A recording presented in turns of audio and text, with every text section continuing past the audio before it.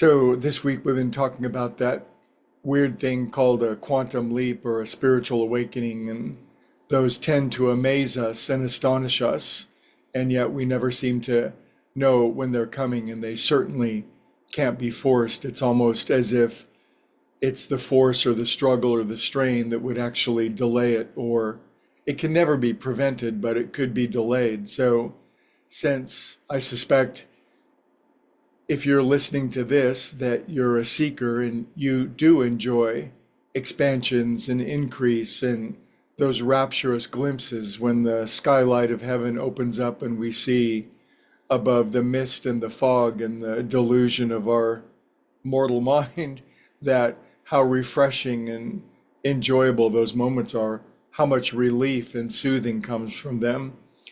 But I cannot be reminded enough myself, and I was reminded yesterday because, I've got my spiritual speakers that I certainly need and like to listen to, and I'm so grateful that God Love Source makes the truth so eminently available to me and to all of us, and we all have our own ways that we like to hear it and that we like to listen.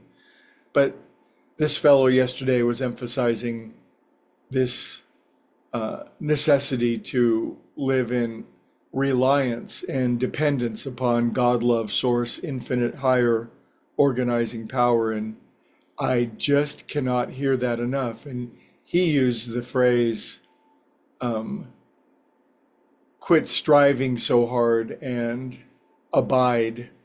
And the word abide sounds very religious to me, and I guess I'm more inclined to use the word alignment, but abiding, aligning, blending, joining with, connecting to, all these different ways of saying. But there are just times when the ancient habit of striving and straining and struggling to make things happen because I have to, and if I don't, these great times of increase and accomplishment and life opening up will cease for me. And man, it's just putting out fire with gasoline. And so I'm so appreciated. Yesterday, I got to hear the message of just relax. Would you take it easy? And last week, a phrase came into my mind, and I just wanted to mention it to my friends. And it was so silly, and yet for me, it was so wonderful. But it was the phrase that God knows everybody.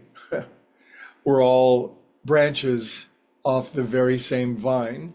And because of that, God knows everybody. And so I know a few people, you know a few people, but compared to how many people God knows all of us. And God knows when every bird falls from the sky and croaks. And, it's just this glorious ancient way of saying that infinite consciousness has a channel to each and every one of us. God knows all of us. And the implication that I realized is that when God wants me to meet somebody, run into somebody, create a collaboration, a creative pursuit, if I need some information, if I need a teacher, if I need a student, if I need any source of wisdom, if I need any organic connection on this planet to give me wisdom and insight, it's so easy for God to put us together when we're receptive. When our magnets are turned the right way, we automatically snap in the things that we need the same way a magnet does when it's turned the wrong way. So in our meditation, in our deep psychic, spiritual, bodily work that we do on ourselves, we change our vibration so that we draw in these great connections. And we know what happens when a magnet's turned the wrong way. All the other magnets run. And so I am reminded and to not strive or to struggle. And so today's message might be for us to, if we notice that we're struggling or striving or straining, to align, let things come to us, easy does it, and get into that deep sense of reliance and dependence that really brings about, facilitates all the great growth that I'm sure that we're looking for. Anyway, have a relaxed and blessed day, and we'll see you all tomorrow.